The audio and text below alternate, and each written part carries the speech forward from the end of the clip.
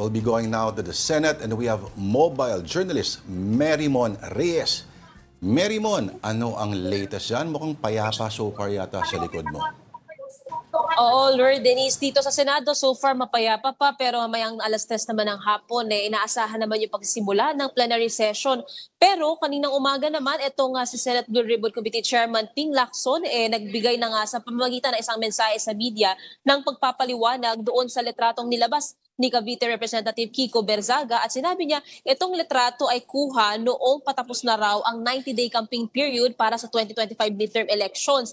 May isang campaign supporter mula Davao na nagngangalang Fred Villaroman ang nagdala raw ng pamilyang Diskaya sa opisina ni Senator Lacson para imbitahan siya na sumali sa isang grand rally. Kabilang na rin dyan itong Pinoy Ako Party List kung saan nangangandidato naman ang anak ng mag-asawang Diskaya, pero sinabi ni Senator Ping tinanggihan niya raw ang imbitasyon na ito bilang respeto kay Senate President Tito Soto, tsuhin ni Vico Soto na tumatakbo sa pagka-alkalde ng Pasig laban kay Sara Diskaya. Hindi niya raw kilala pa ang pamilyang Diskaya noong panahon na yan, at yan lang doon daw yung first time outside the Blue Ribbon Committee na nakilala o nakita niya itong pamilyang Diskaya. At sinabi rin ng senador, wala raw siyang natanggap na campaign contribution mula sa pamilyang Diskaya. Samantala, dito naman ngayon sa Senate Subcommittee on Finance, tuloy-tuloy pa rin ang presentasyon naman ng DOH at itong si Health Secretary Teodoro Herbosa, ibinahagi niya na yung kanilang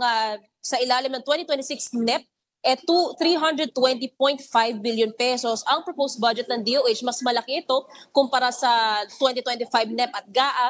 And so far, pagdating dito, pinaprioritize pa rin nila yung kanilang mga programa, maging sa capital outlays nila. Medyo buwaba nga yung budget doon para raw mas masakop pa nila o makover yung mga programa o proyekto ng DOH. Kaso, ang nasabi rin kanina ni Sected, sa obserbasyon niya sa lumipas na 10 taon, meron din daw mga ilang questionable proyekto pagdating sa infrastructure. Kasi sa observation niya, doon di pa siya nakakapaglatag talaga kasi aaralin niya para ito at iimbestigahan.